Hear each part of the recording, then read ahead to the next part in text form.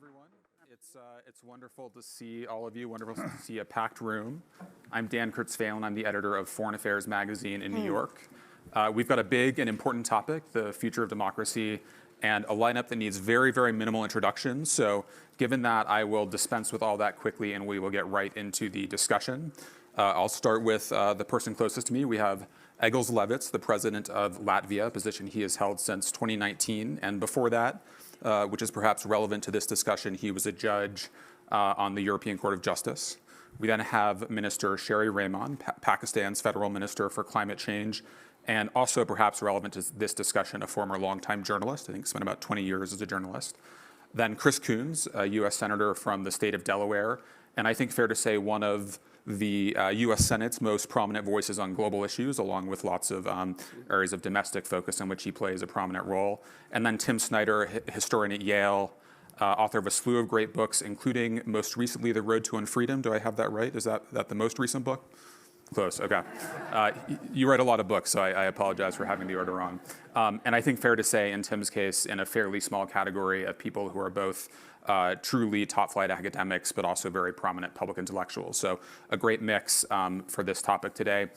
We're having this discussion at a moment when, on the one hand, we're well into the second decade of what the scholar Larry Diamond has called a democratic recession. Freedom House, in its most recent Freedom in the World report, noted that for 15 straight years, more countries have seen democracy decay, have seen deteriorations in democracy than have seen progress. So for every year for 15 years, more countries have gone in the wrong direction than the right direction. And I think it's fair to say, certainly in the case of my own country, but also when it comes to many other advanced democracies, there's a real profound sense of democratic dysfunction to the extent that some of the core tenets of our democracy are at risk. At the same time, I think these past few months have caused at least some people to have a little bit of a sense of renewed urgency and optimism around the cause of global democracy. There's a sense of perhaps cautious optimism that Russia's invasion of Ukraine has focused minds around the problem and given a little bit more impetus to do something about it. There's certainly been surprising vigor to the response from many of the global democracies responding to that invasion. And I noted in the trust barometer that Edelman released here in Davos this morning that they registered an increase in trust in democratic institutions, which has not been true for the past several years, which is, perhaps a reflection of the ways in which Russia's brutality and ineptitude in this invasion has thrown some of the strength of those institutions into stark relief. So it's a mixed picture, but I would say the broader context is not very cheery. But before we get to the question of the future of where these things go from here, I actually want to ask each of our panelists to spend about a minute reflecting on how we've got to this point. If you look at the democratic recession these past 15 years, the sense of democratic decay, I'd like each of you to give us 1 minute on what explains the problem to you. And I realize we'll be painting this with a very broad brush, but what are the failures of democracy over these past 15 years that account for where we are? President Levits, let's start with you. Yeah, thank you. I think there are three main failures of the liberal democracy in the last 10, 15 years. There are ignorance of the social problems caused by globalization. There was also ignorance or misperception or mismanagement of the crisis of migration and of the crisis of cultural diversity.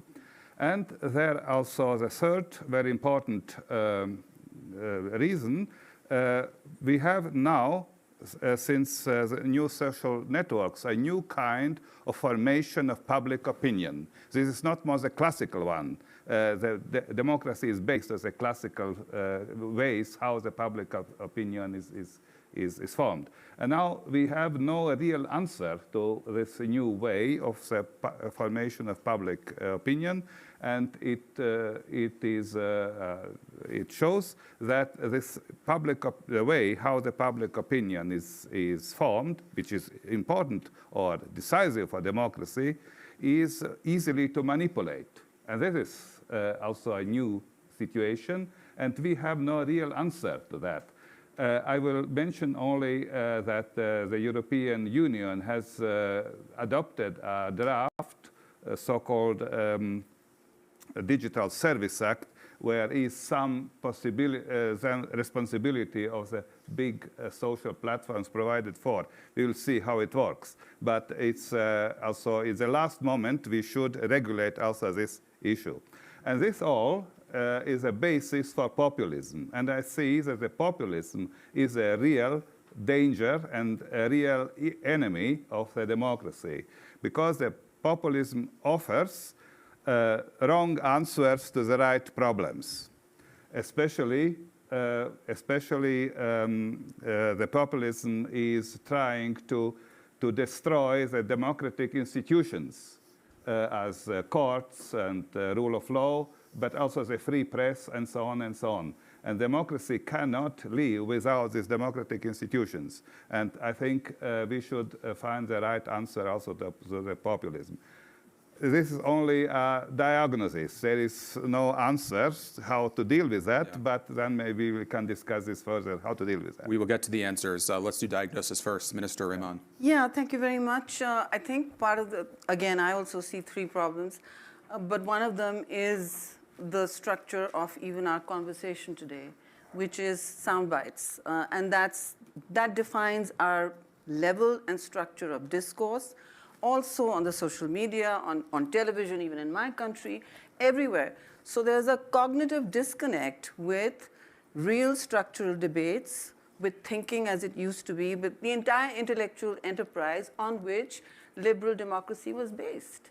So people want theater now. They want bread and circus, and they want quick fixes, they want instant gratification, and the populist, picking up from what the president said here, the populist picks that up right there. The wrong answers entirely, the inflammatory, divisive answers to very real issues. The second problem I see, and I'm glad we're recognizing that something is very, really broken in all our democratic systems, is that there is little recognition of the huge inequality that's been growing both in the West, everywhere else, and elites are being obviously targeted as unrelatable, inauthentic, unable to build the trust dividend that democracy gets powered by. So everywhere in the world, and then thirdly, and I'm sure this has been discussed hugely, I'm trying to stick to the limit here.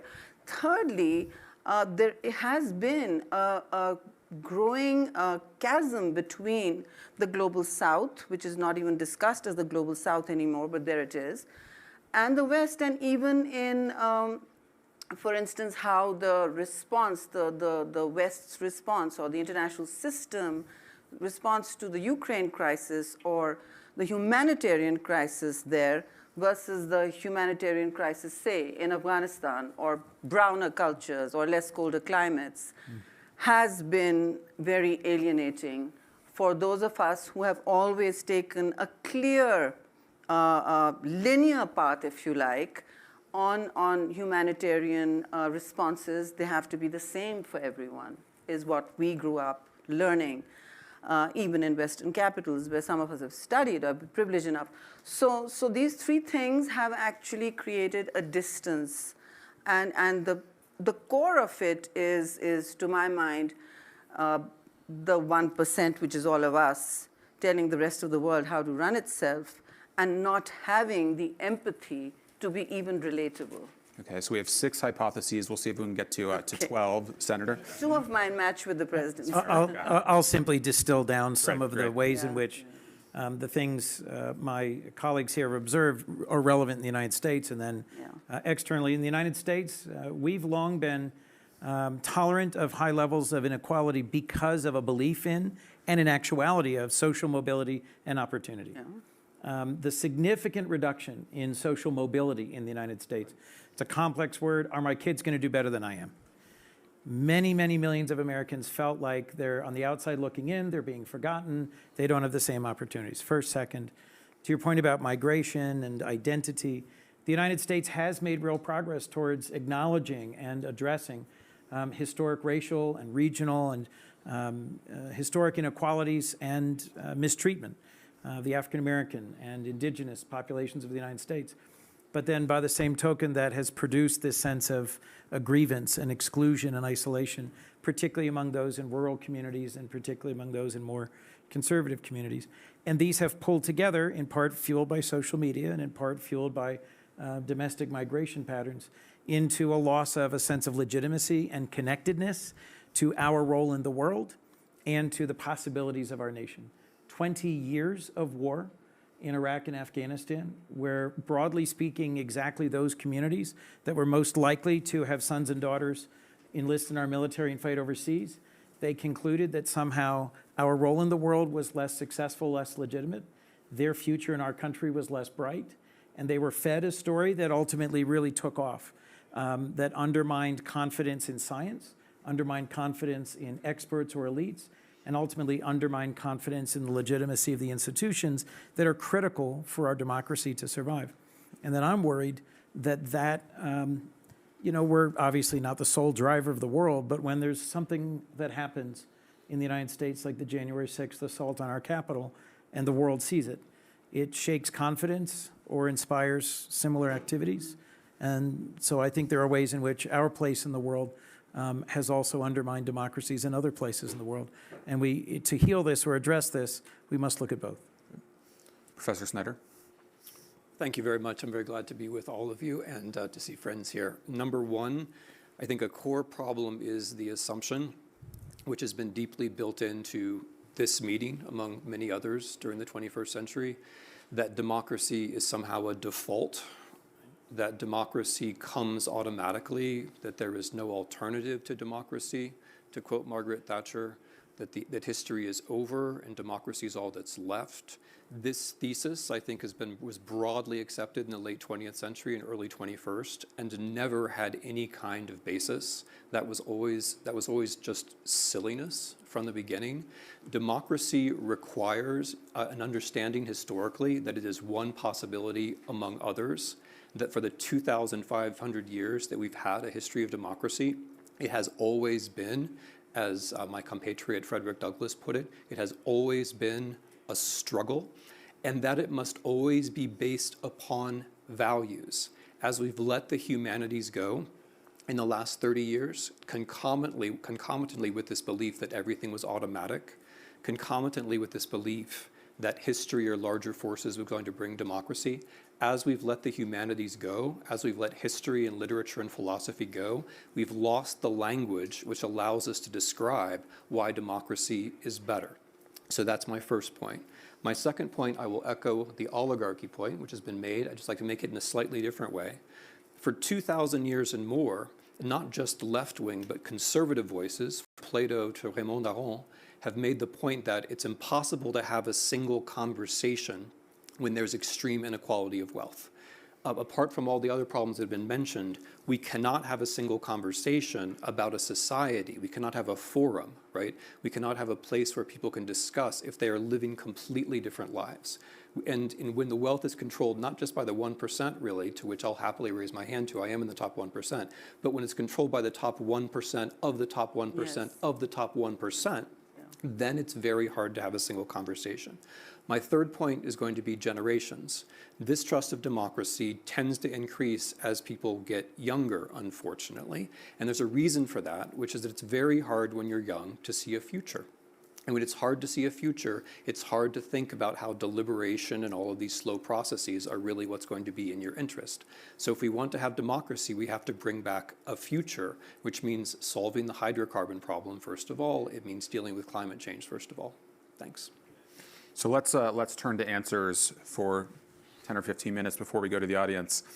President Levitz, let me start with you. To the extent there is a new sense of urgency around the cause of global democracy in the wake of Russia's invasion of Ukraine, what will it take to make good on it? What are the kind of key steps that you see democratic powers needing to take in this moment? And then let me put a finer point on one piece of this. Do you find the framing of global dynamics today around democracy versus autocracy as helpful in this regard? Yes.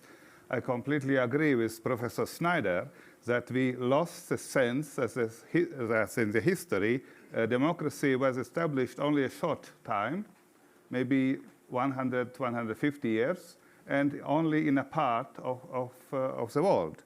And this sense was lost. And now, with a Russian invasion in Ukraine, we have now seen that this perception, this very provincial perception, was wrong. And that means we have got more sense for the fragility of the democracy, and that the freedom, the democracy, is a very high value which is worth to defend. I think this is an unintended side effect of Putin's invasion to Ukraine.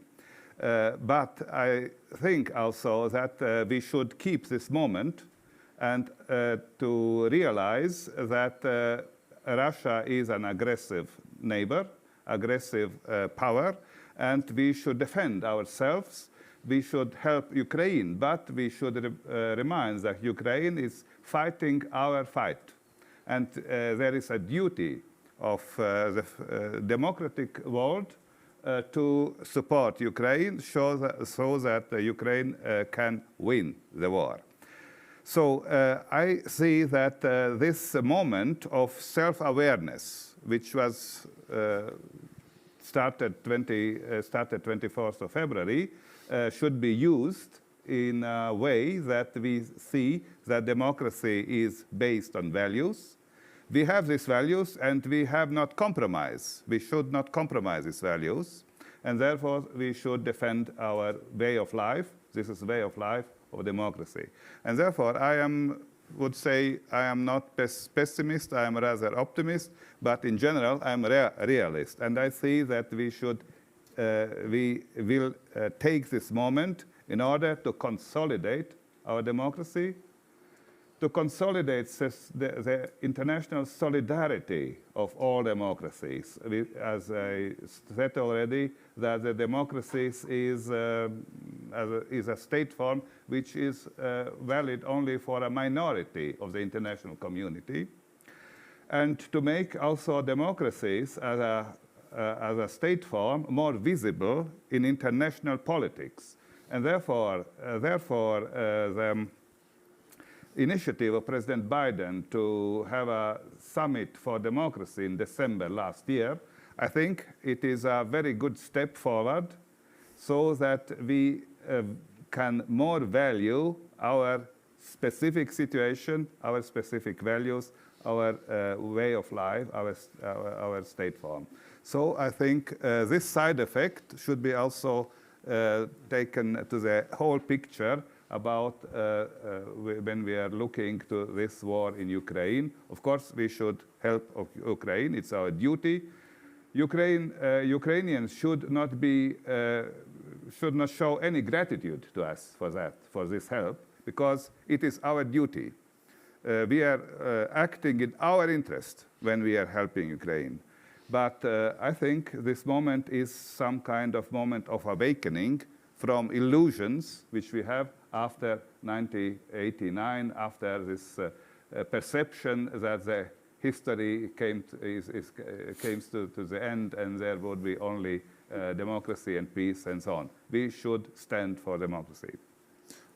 Minister Raymond, one thing that has shifted in the last couple of decades is the perception that democracy was good at solving problems, right? Democracy worked. And I think there's been a sense more recently that some autocratic systems, without naming names here, have done a better job at solving complex problems. You now work on climate change. Do you see an authoritarian advantage in addressing these kinds of problems? And how do you see in complex, messy democracies any chance for progress on a problem like climate change? Well, we are not the only home of partisan gridlock, as you know.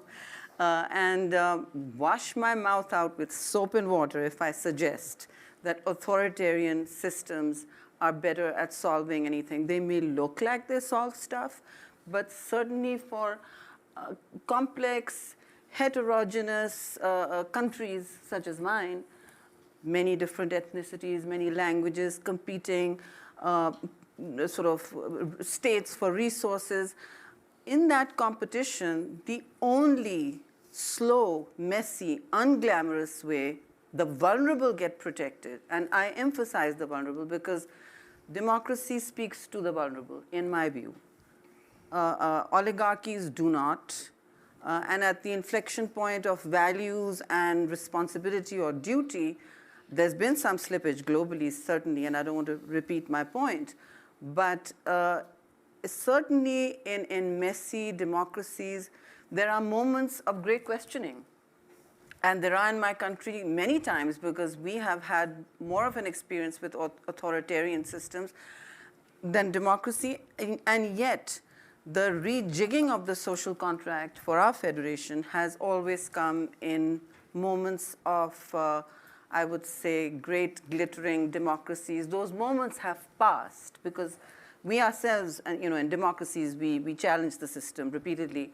And then authoritarian governments stand to get much more aid. They stand to be seen as convenient funnels for diplomatic and other interchange. So it's a complex world, but I think that for the messier the situation, the walk away from looking for the authoritarian to solve the problem is what we have to guard against. And that's, we're in a feedback loop on intellectual rigor being applied to any problem. Authoritarian states do not apply that simply because they are not inclusive by the nature of their, of that beast. And building inclusion into the world we are looking to reshape, whether in Pakistan, and we're in the thick of the weeds, if you like, of the problem. It needs a constant reset, and it needs a constant graying of the hair is graying, and the younger generation is asking, what did you do? What did you fight all this for? So it's like being a woman in the world or in Pakistan, 2 steps backwards, 1 step forward, or the other way around, depending I hope the other way around. How much of your glass is full today. So, yeah.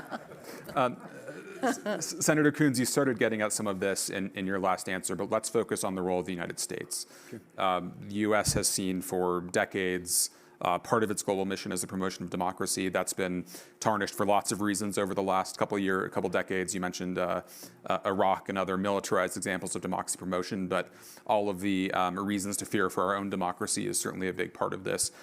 How do you see the U.S. as able to play any global role in advancing democracy, protecting democracy, given where we are at home? And how would you change the way we go about that, given, I think, new self-awareness when it comes to our own weaknesses? In a lot of ways, the single most important thing we can do to advance democracy globally is to advance democracy domestically. Right. The single most important thing we can do to advance democracy domestically is actually solve problems and show that whether it's reducing the cost of prescription drugs or coming up with a bipartisan and sustainable strategy around energy security and addressing climate, that we're solving problems.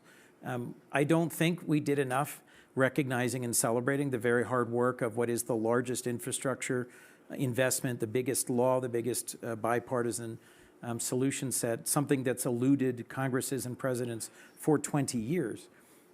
We partly took on an ambition that just kept growing and growing in confrontation of a wide range of problems. But if we can't deliver a response to inflation, to the cost of gas, to the cost of groceries, to a sense of insecurity and instability, crime, the border, schools, your average American isn't going to vote in ways in 22 and 24 and going forward that build consensus and legitimacy and reward compromise. A. B. To your point, Professor, we just sort of took for granted that democracy would grow naturally. And so the committee I chair, the subcommittee I chair, we invest about $60 billion a year as a nation in the State Department and foreign assistance. And the vast majority of that over the last 20 years has been invested in public health. We thought that by helping people in developing countries have better access to vaccines and to clean water and to health and to combat HIV, AIDS, and malaria and tuberculosis, that this would inevitably lead towards more stable countries and indirectly, but improve our reputation and our standing. And we have underfunded partnerships around democracy significantly. We just lost Secretary Albright, one of the great champions of democracy who led the National Democratic Institute. I have a bill. A senator always has to say, I have a bill. With Senator Lindsey Graham, an example of actually compromising and trying to move forward. It's a robust, bipartisan, renewed investment in democracy activity globally. We spend a very small amount of money on supporting civil society, on supporting protecting journalists, on supporting, frankly, in a digitized environment where far too many governments are using the mechanisms of elections to facilitate surveillance and repression. We have to show up. We have to be a good example ourselves. We have to show that we recognize the limitations of our own recent conduct and examples, and then we have to show up and actually partner with dozens of other countries, and to the extent they welcome it, invest in the mechanisms of democracy with them. Professor Snyder, I think one of the things that most of us did not recognize about the road to unfreedom, 10 years ago, to use the title of your not most recent book, one of your recent books, was that the threat would not come in the form that many of us had thought, that a lot of the real challenge would come electorally through people posing as Democrats who would represent a threat to democracy that did not look the way that it had in previous eras. Given the kinds of erosions of democracies that we've seen, especially in electoral systems over the past 10 or 20 years, what to you does that put at the top of the priority list in terms of protecting democracy? What have we learned from the erosion of the past 10 years? Okay. Since we only have 18 minutes left, I just want to make sure that I say the following thing, which is that democracy is wonderful. Good.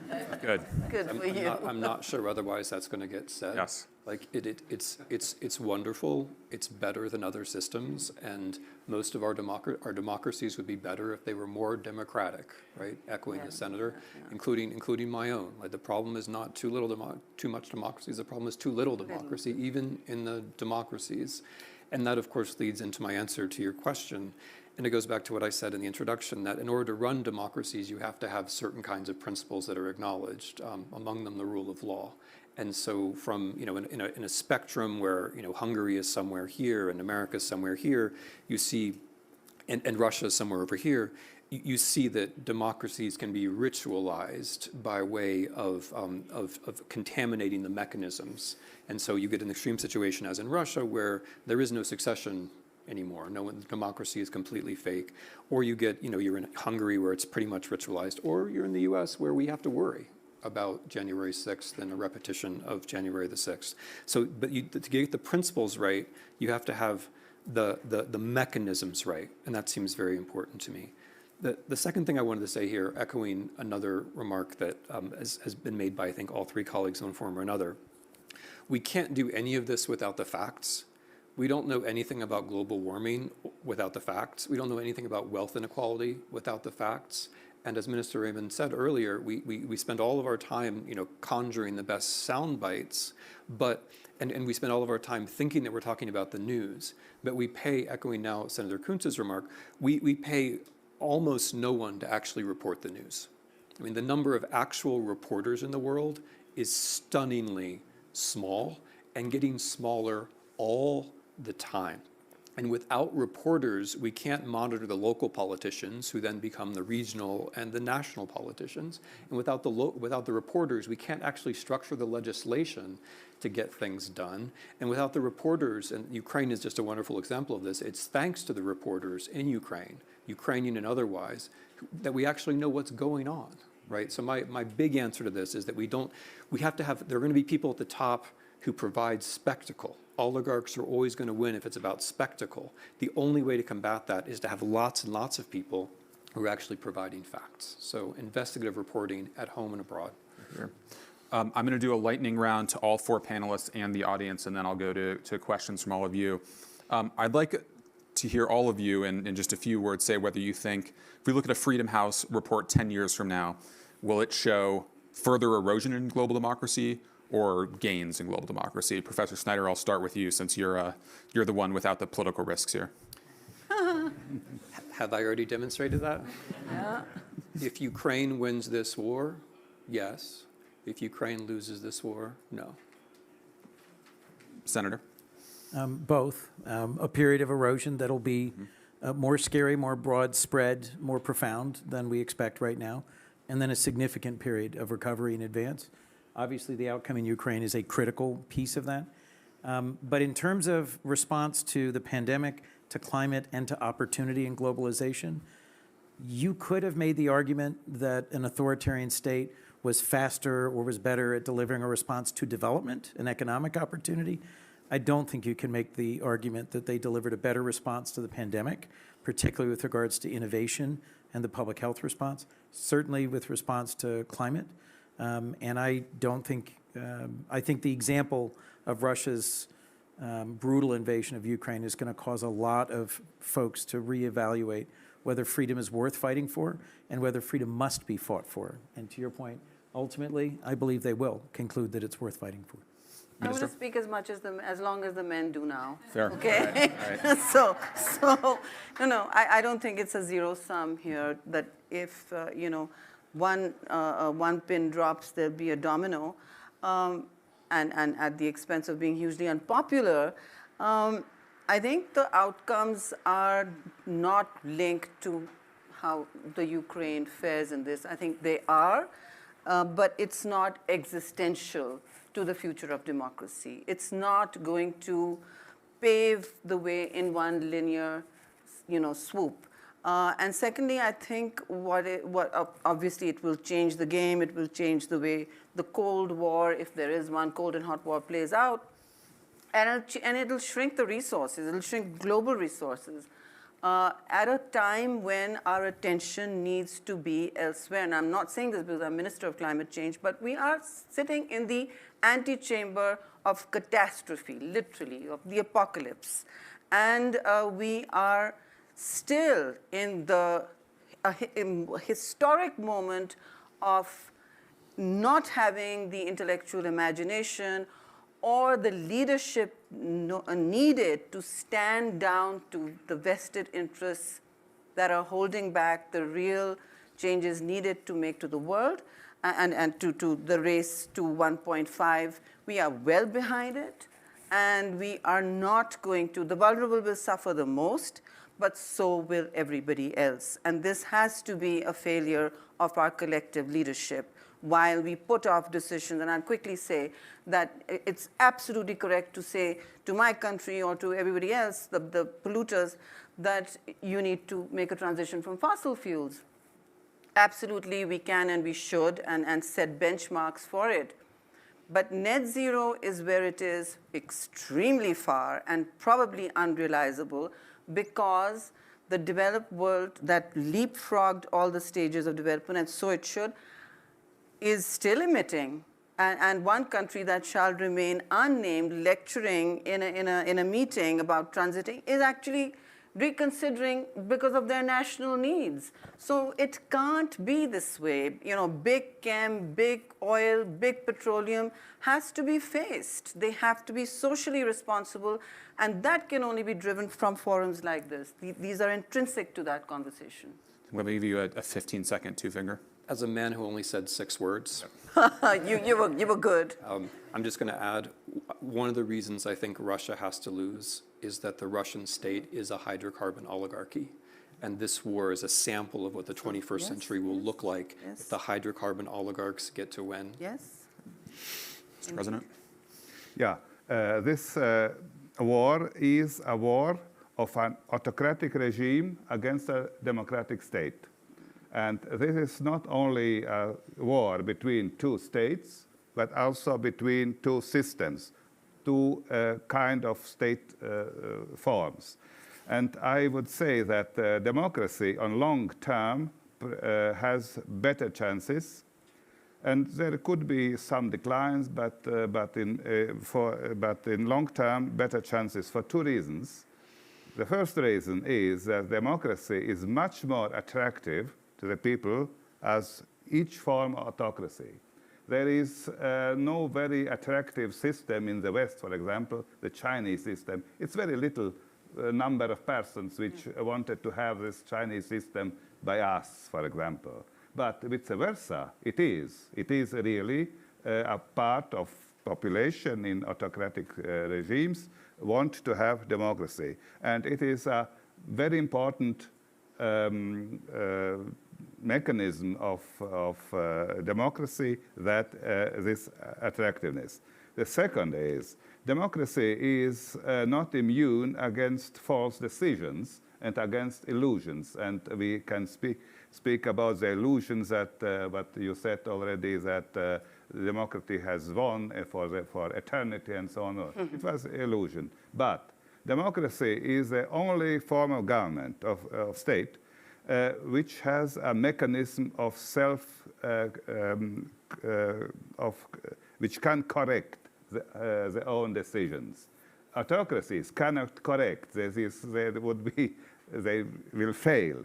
But democracy is a system where the corrective mechanism is included.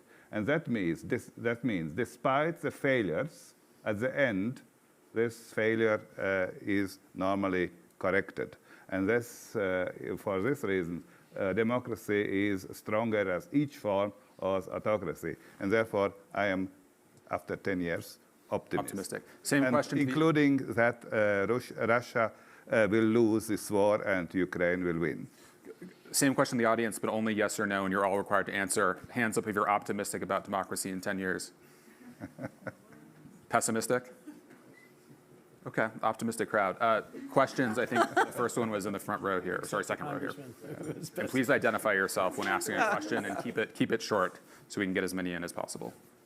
Yeah, thank you. Thank you for this conversation. I'm the chair of the Green Party in Israel and a former member of parliament. And I think it's clear for all of us that democracy depends on ongoing work and collaboration. However, while we see populists collaborating globally very efficiently, building infrastructure together, using the same words, the same vocabulary, the same rhetoric, helping each other, I don't see those who believe in democratic values operating in sync in the same way.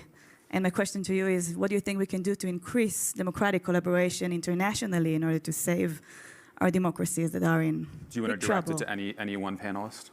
All of you. Mr. President, do you want to take this one? So I think we have now realized that democracy is fragile. And after this new information, which we have now after this war, or during this war, this is an incentive to collaborate more between democracies. And you, Senator, said already that until now, United States aid was not directed to strengthen democracy. I assume that it would be now more in this direction. Yeah. So we know all that democracy is a state form which guarantees in long term the better results.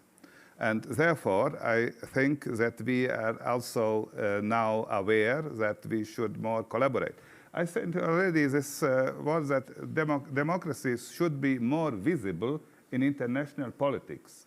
This conference of democracies organized by President Biden, I think it is a very good point, and I assume that this year it would be the next conference. Yes. I think we should have a sense of this 60 to 90 states in the world that we belong to one system which is based on the same values. And if we will strengthen this feeling of belonging to the same system, of course, it would also strengthen the democracy in the world. Any 15-second adds onto that? I'll just briefly say we invest fairly heavily in legislative exchanges, and there are lots of conferences and travel and meetings, but not enough. We can and should be doing a lot more to help parliamentarians from, to your point, Mr. President, democracies around the world, both those that are struggling and those that have a lot to learn from each other and those that seem better established. I think we had taken for granted that we had a lot positive to teach. Now I think we need to recognize we also have a lot to learn. But exactly those exchanges I'm intending to strengthen our investment in doing further.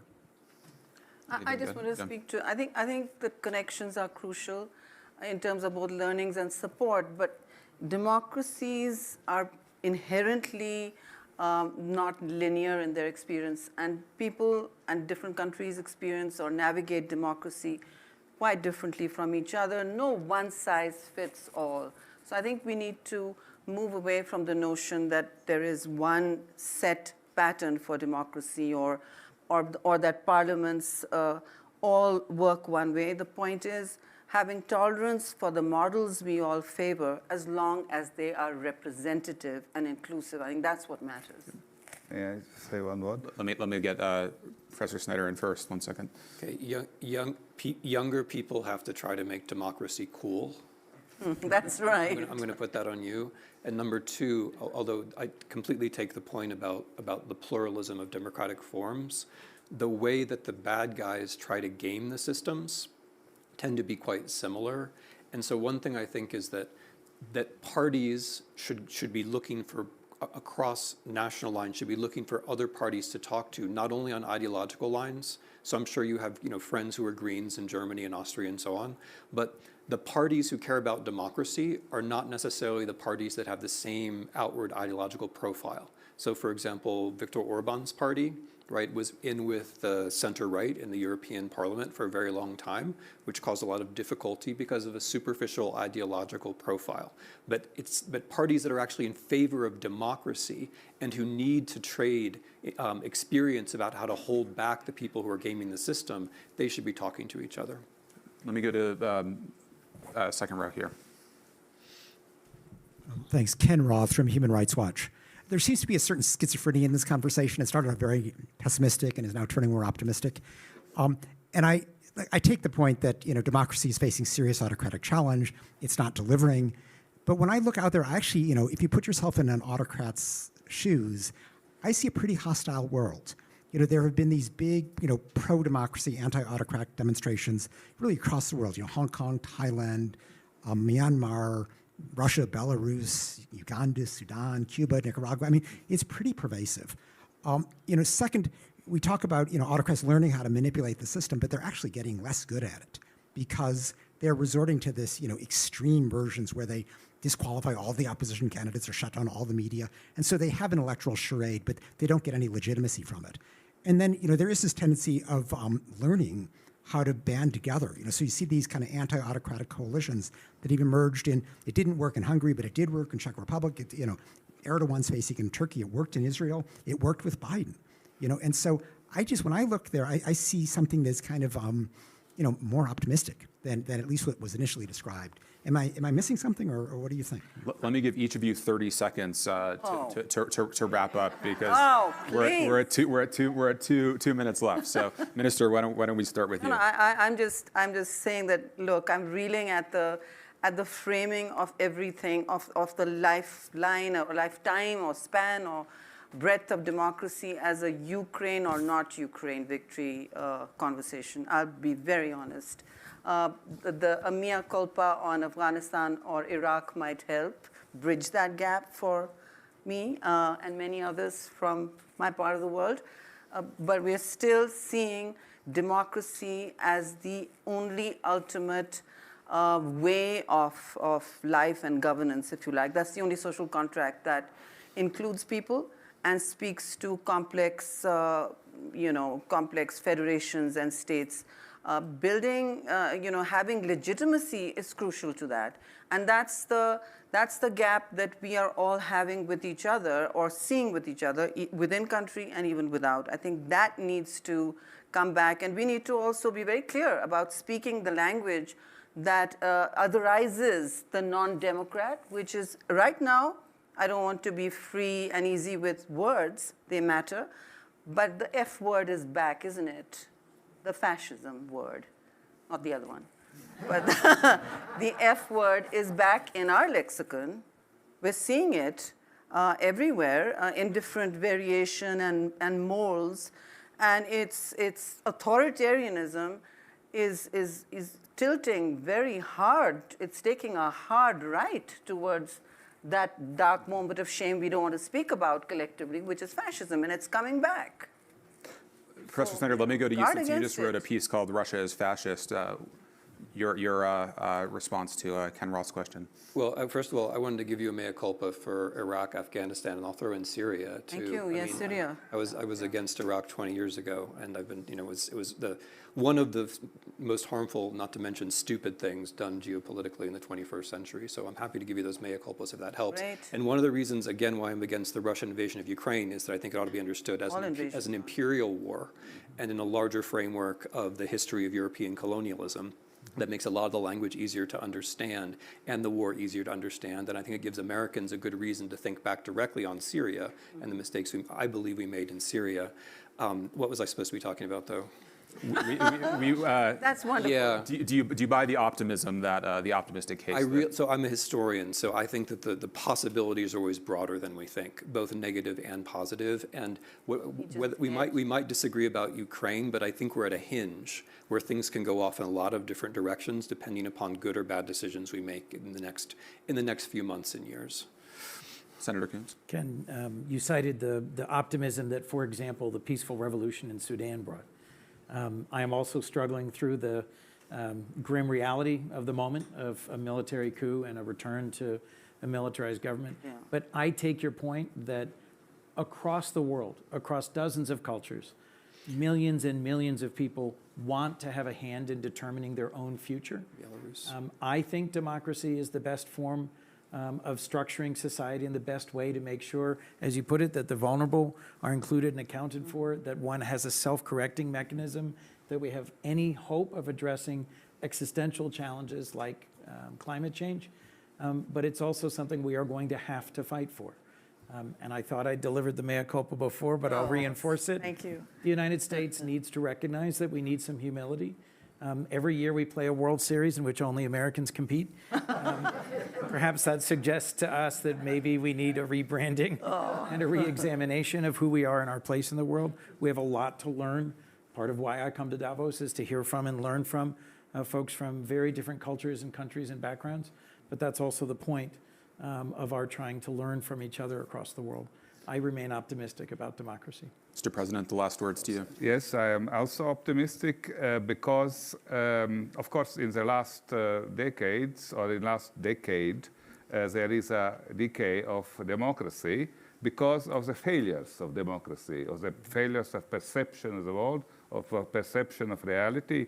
But, as I already said, democracy is the only state form which includes also the mechanism of self-correcting. And we are now here also using this mechanism of self-correcting by this self-reflection. Self-reflection is also a characteristic only for democracies. Yeah. And we are doing so. So we are correcting our failures. And then if we would correct these failures, then of course I am optimistic.